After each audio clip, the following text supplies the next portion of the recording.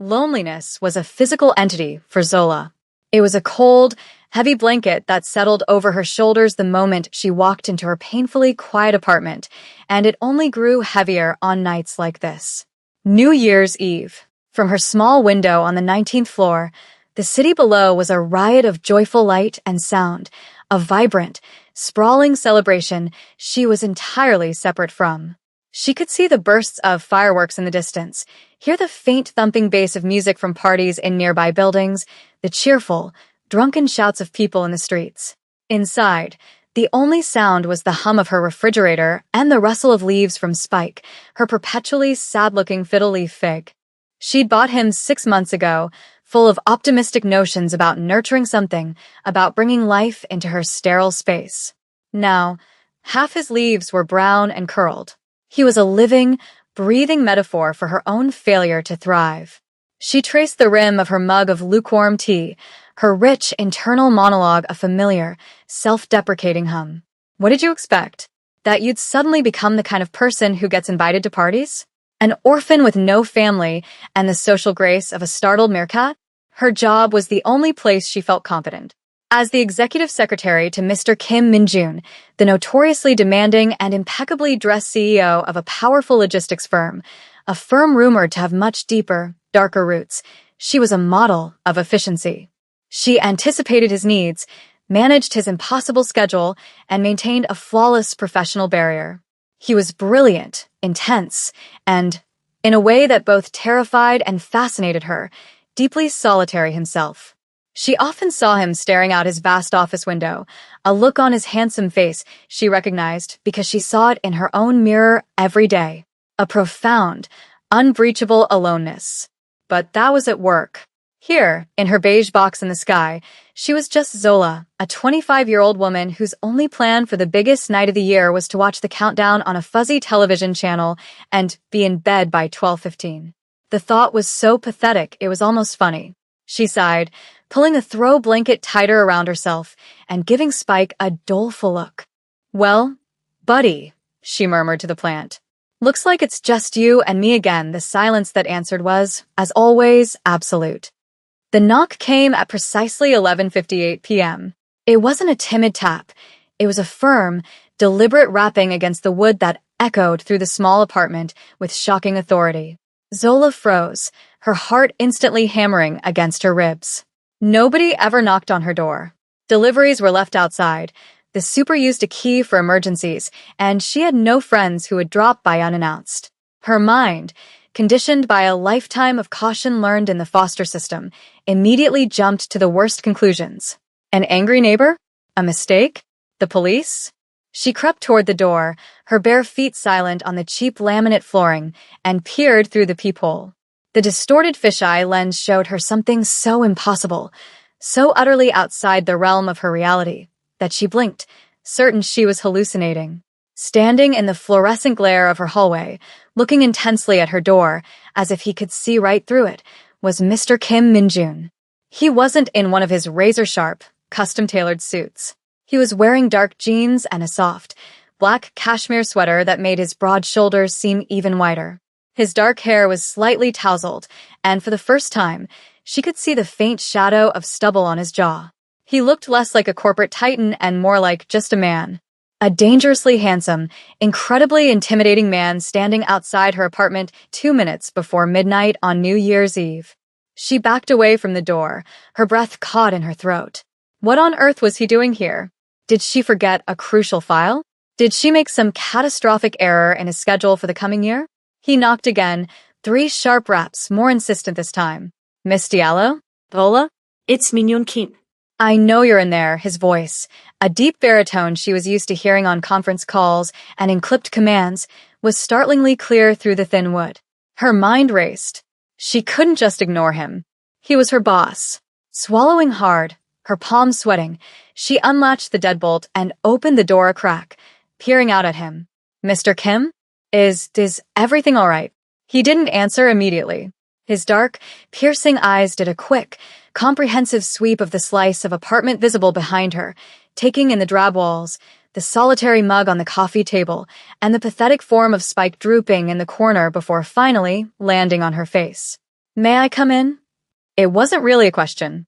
She opened the door wider, stepping back in a daze as he moved past her, his presence instantly overwhelming her small, lonely space. He brought the crisp, cold scent of the winter night in with him, mixed with a subtle, expensive cologne that was achingly familiar. He turned to face her, his expression unreadable, and held up a paper bag. I brought tekguk, he said, his voice softer than she'd ever heard it. It's traditional. For the new year, Zola just stared, first at the bag, then at his face, her brain struggling to process the scene. Mr. Kim Min-jun, her formidable, unapproachable boss, was in her living room holding a bag of what she assumed was Korean soup. I don't understand. She finally managed to stammer, clutching the edges of her blanket like a shield. His gaze softened almost imperceptibly. My driver was dropping off a file in my office. I remembered you mentioning you had no plans for the holiday. I also know that you live alone, he said it so simply, a statement of fact, but it landed like a physical blow. He had noticed.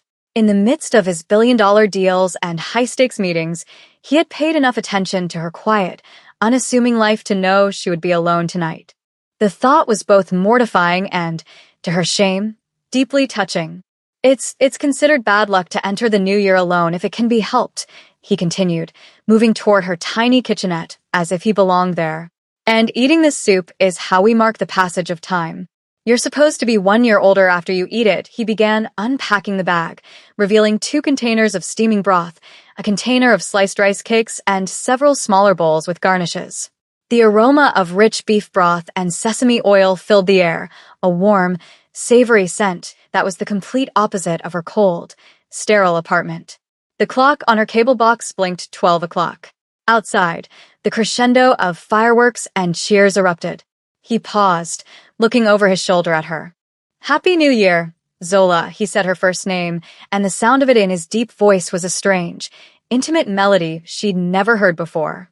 All she could do was whisper it back. Happy New Year, Mr. Kim.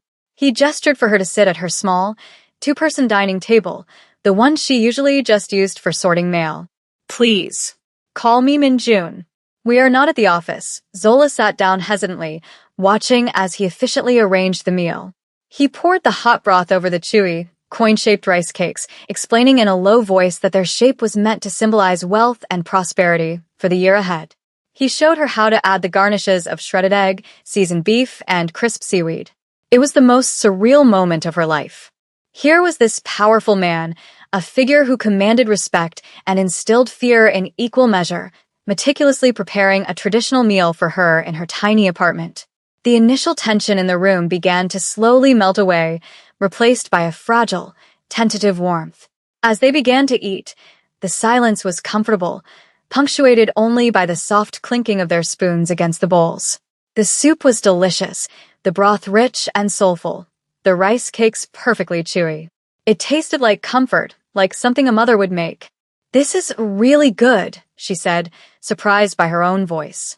He looked up, a small, genuine smile touching his lips for the first time. It transformed his entire face, softening the severe lines and making him look younger, more approachable. My grandmother's recipe. She insists on making enough for a small army every year, and just like that, a door opened. He started talking about his family, not in detail, but with small anecdotes. He spoke of a loud, chaotic household, of a grandmother who ruled the kitchen with an iron fist and showed her love through food, of siblings who were constantly bickering and laughing. It was a world so completely alien to Zola's own experience that she could only listen, captivated. He asked her about her family, and the usual knot of anxiety tightened in her stomach. It was the question she always dreaded. I don't have one, she said, her voice quiet but steady. I grew up in the system. Foster care, she braced herself for the inevitable pity, the awkward condolences.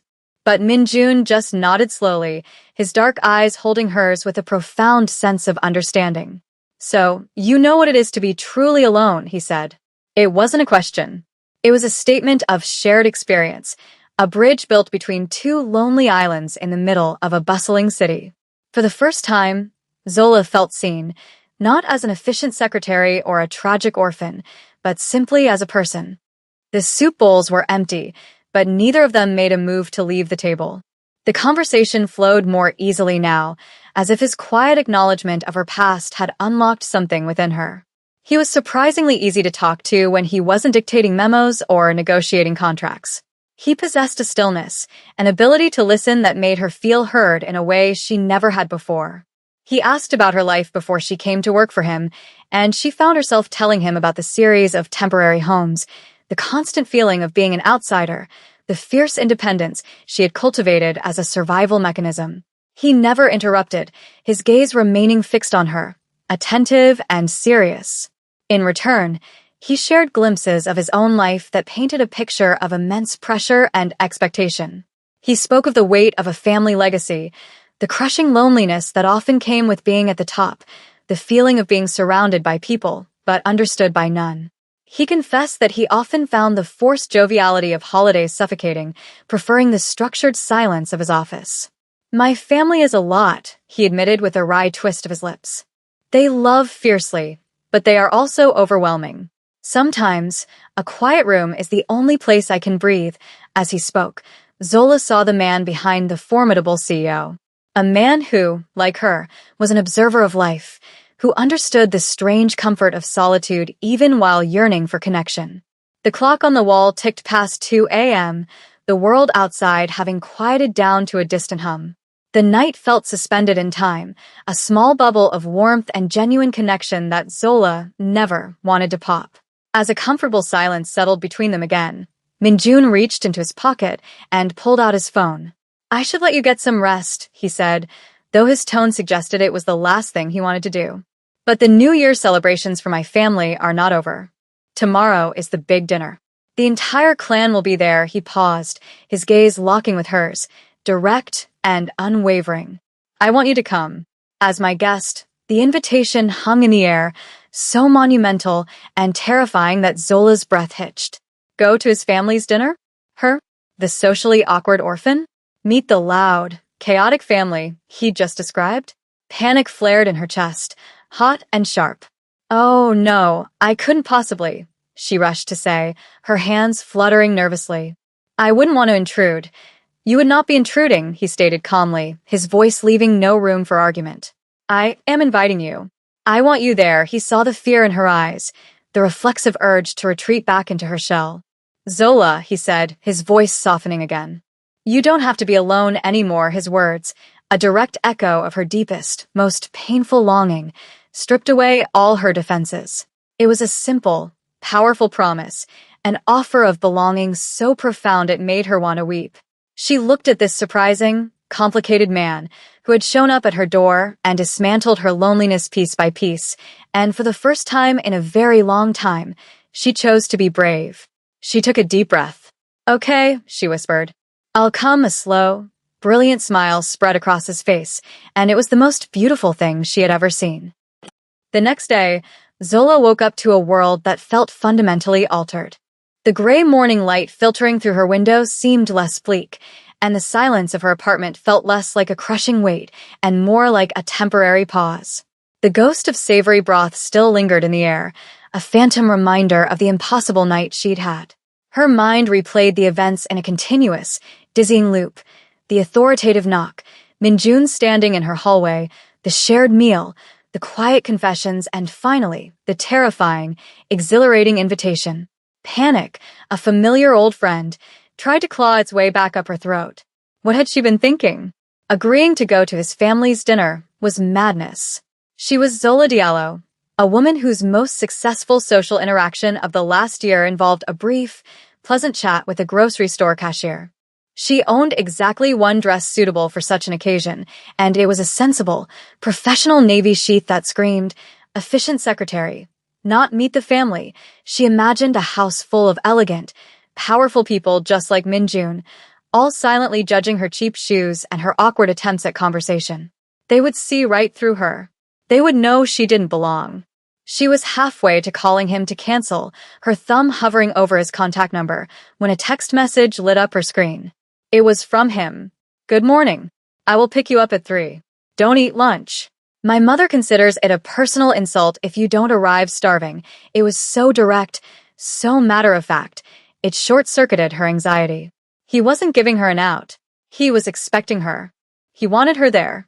Taking a shaky breath, she typed back a simple, "Okay," and the decision was made. The hours leading up to his arrival were a blur of frantic preparation.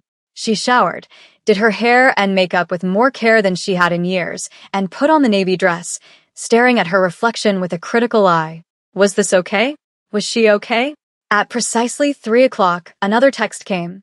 I'm downstairs. When she stepped out of the elevator, he was waiting for her, leaning against a sleek black car that was so luxurious it looked out of place on her modest street. He was wearing a tailored gray coat over a dark turtleneck, looking every bit the powerful CEO, but his eyes, when they met hers, were warm and reassuring. He opened the passenger door for her, his hand gently guiding her in, and the simple, courteous gesture sent a flutter through her stomach. The drive to his parents' home was filled with a comfortable silence, a stark contrast to the nervous energy thrumming through Zola's veins. He seemed to sense her anxiety as he reached over and placed his hand briefly on her knee. They will love you, he said, his voice a low, confident rumble. Just be yourself, the advice, while well-intentioned, was terrifying. Being herself had always resulted in being alone. As they pulled into the driveway of a large, beautiful home buzzing with light and sound, her heart began to pound a frantic rhythm against her ribs. This was it. The door swung open before they even reached it, and a whirlwind of warmth, noise, and the most incredible smells washed over her.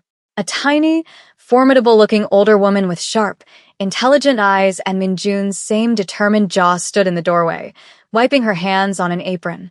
You're late, she announced to her son, her tone brusque but her eyes sparkling. She then turned her gaze to Zola, a look so intense and appraising it made Zola feel like a specimen under a microscope. And you, the woman said, her voice surprisingly warm. You are too thin. Come in, come in. We must feed you, Minjun's mother, Mrs. Kim, had spoken. Zola had arrived. The interior of the Kim family home was the physical embodiment of chaos and love. Every surface seemed to be covered with either food or family photos, and the air was thick with the overlapping sounds of loud conversation, laughter, and a television blaring a sports game in another room. People were everywhere.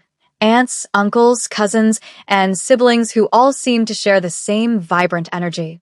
Zola was immediately swept into the fold, introduced to a dizzying number of faces whose names she instantly forgot. Minjun stayed close, his hand a constant, grounding presence on the small of her back, his voice a low murmur in her ear as he provided a running commentary on who is who. That's my sister, Minhee. Don't lend her money. That's my uncle. He'll try to talk to you about politics for an hour. Just nod and smile. And that. He nodded toward a serene-looking elderly woman sitting in a comfortable armchair, watching the chaos with an all-knowing glint in her eye, is my Halmoni, my grandmother. She's the real boss. They were finally seated for dinner at a massive table that was groaning under the weight of at least 20 different dishes. Bowls of japchae, plates of glistening bulgogi, vibrant platters of banchan, and a huge, steaming pot of galbijim were passed around with dizzying speed. The family ate with the same noisy enthusiasm with which they lived. The interrogation, as Zola had privately dubbed it, began almost immediately. Questions came at her from all directions, fired off rapid fire between bites of food. So, you work for my grandson? The grandmother, Halmoni, asked, her voice raspy with age, but clear as a bell. Yes, Zola managed, her voice barely a squeak. For 2 years now, is he a good boss?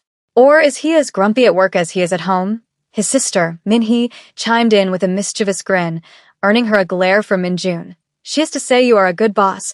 She doesn't want to be fired. An uncle shouted from down the table, which was met with a roar of laughter. Zola felt her cheeks burn, a deer caught in the brightest, most loving headlights she had ever encountered. She felt Minjun's leg press against hers under the table, a silent message of support. She took a deep breath. He's demanding, she said carefully, choosing her words. But he's fair. And brilliant, the table went quiet for a beat, all eyes on her. Halmoni studied her face for a long moment, then a slow, pleased smile spread across her wrinkled face. She nodded once, a gesture of profound finality. Good answer, she declared. She is smart, Minjun. And she has honest eyes. Don't mess this up. With that, the interrogation was over. Halmoni had given her verdict, and just like that, Zola was no longer a guest. She was a person. After the whirlwind of dinner, as the family began to clear the mountain of dishes with the same chaotic efficiency they did everything else, Minjun leaned in close. "Come with me," he whispered, his breath warm against her ear.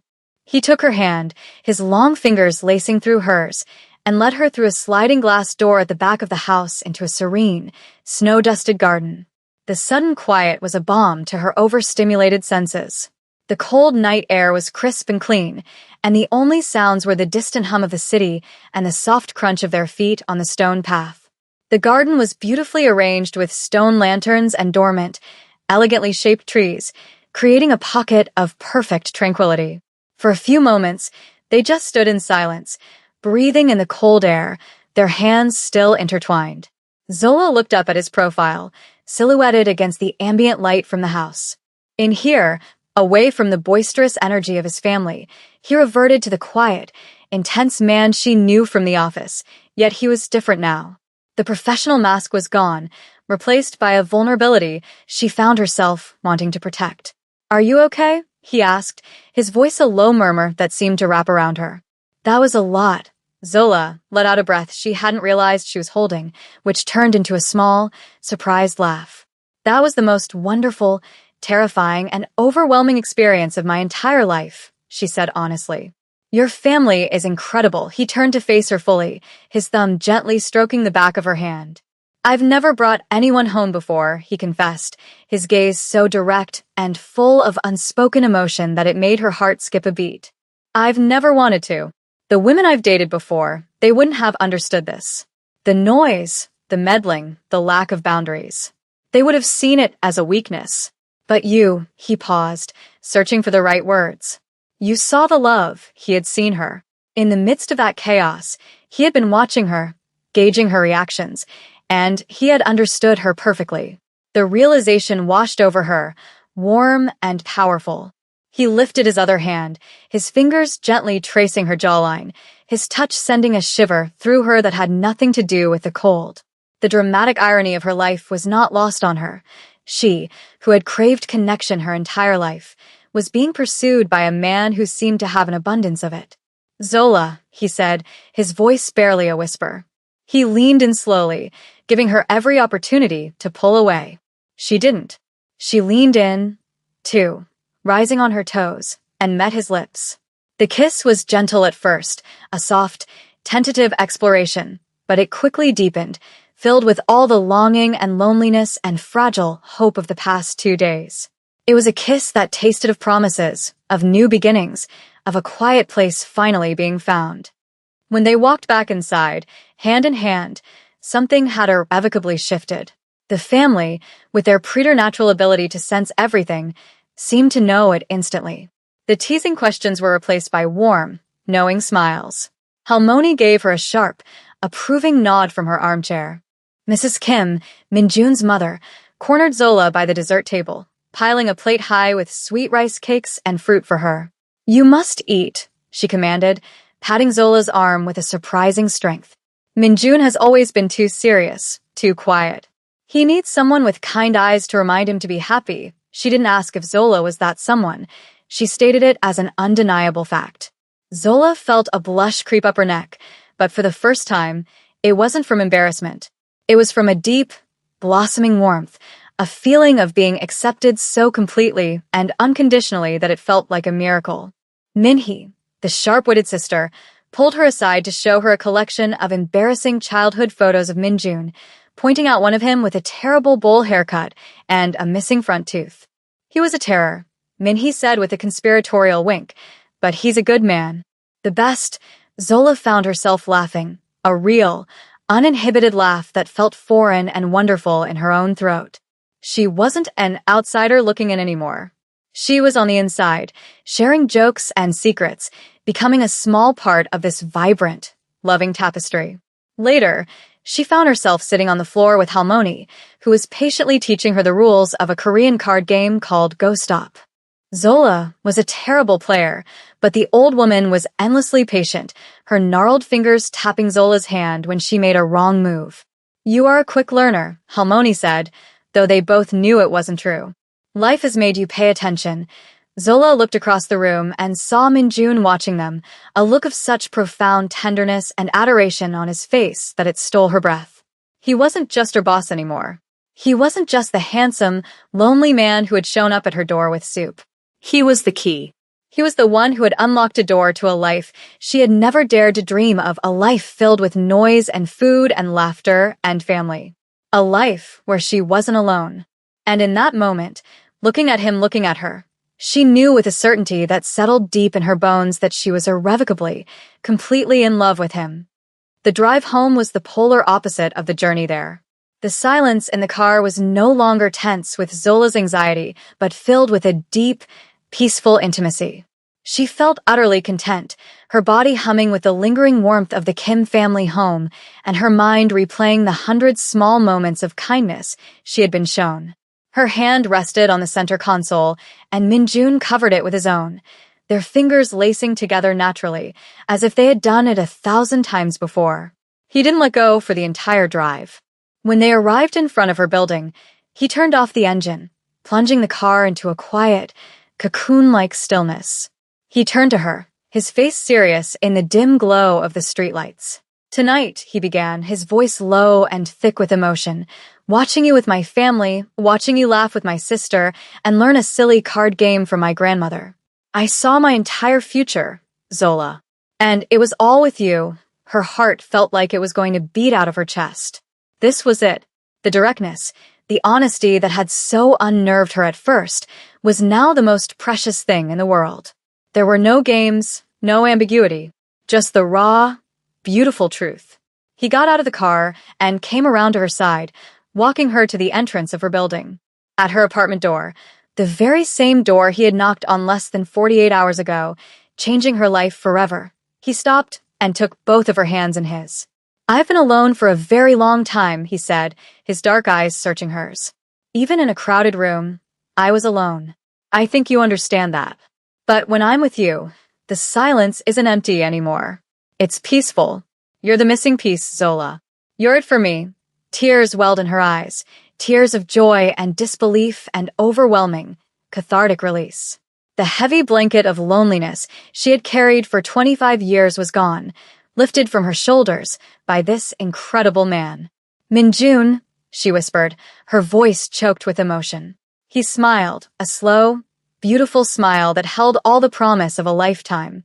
"Zola Diallo," he said, his voice dropping to a serious, deliberate tone. "I am going to marry you." It wasn't a question, but a declaration. A statement of absolute intent. And Zola, a woman who had spent her life as an observer, a woman whose only companion was a half-dead plant, looked into the eyes of her future and stepped fully into her own life. "Okay," she whispered, laughing through her tears. Okay, 6 months later, she stood in that same chaotic, loving house, this time in a beautiful white dress, surrounded by the noise and laughter of her new family, her hand held securely in his. The lonely girl who watched the world from a window on the 19th floor was gone forever. She was home.